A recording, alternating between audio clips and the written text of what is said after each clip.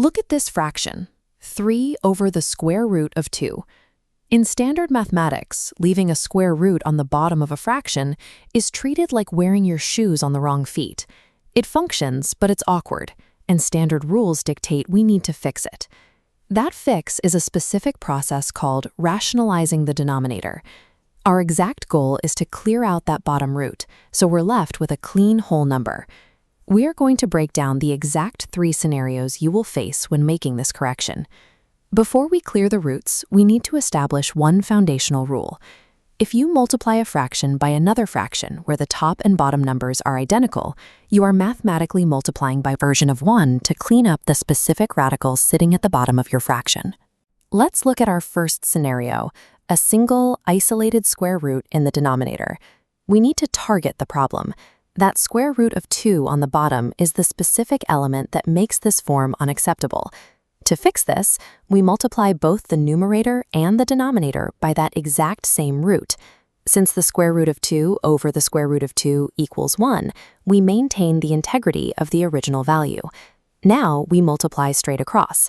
3 times root 2 stays on top, and root 2 times root 2 slides across the bottom. On the bottom, those 2 identical roots multiply to give us the square root of 4. That resolves perfectly into a clean integer 2. The root is gone from the denominator. For basic square roots, mirroring the denominator in your multiplier is the direct way to force a root to resolve into a whole number. Step 2 introduces a new variable. Here, the root has a higher index. Specifically, we're looking at a cube root in the denominator. The common trap here is trying our mirroring trick from scenario 1. But if we multiply the cube root of 6 by the exact same cube root of 6, we get the cube root of 36. The root is still stuck there. For a cube root to clear, the inside exponent must perfectly match the outside index. We need to build a missing complement. Our starting denominator is the cube root of 6 to the power of 1. To reach our target index of 3, we are missing an exponent of 2. Our multiplier becomes the cube root of 6 squared over itself. When we combine the bottom, we get the cube root of 6 to the 3rd power. The root cancels out completely, leaving a clean 6, which multiplies with our existing 4 to give us 24.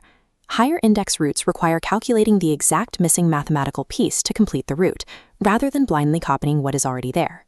Our final scenario tackles binomial denominators, where there are 2 terms connected by addition or subtraction, sitting at the bottom of the fraction. To solve this, we rely on a concept called the conjugate. We copy the exact denominator, but we invert the middle plus-minus sign. So root 5 plus 6 becomes root 5 minus 6. Setting up the multiplier means we now have to perform a cross multiplication on the bottom, using the first, outer, inner, and last method. This is the entire point of the conjugate. By flipping that one sign, the positive and negative middle terms perfectly cancel each other out to 0. We are left with just the squared terms on the outer edges. Root 5 squared is 5. 6 squared is 36. 5 minus 36 resolves into our clean, root-free integer denominator of negative 31. The conjugate acts as a highly specific mathematical operation, deliberately designed to force messy binomial roots to completely eliminate themselves. Compare the messy starting line for all 3 scenarios we covered today with their final rationalized states. Regardless of the method used, we relied on the universal fraction rule. By multiplying by a tailored version of 1, we successfully cleared the bottom of the equation every time. Now it's time to test your new skills.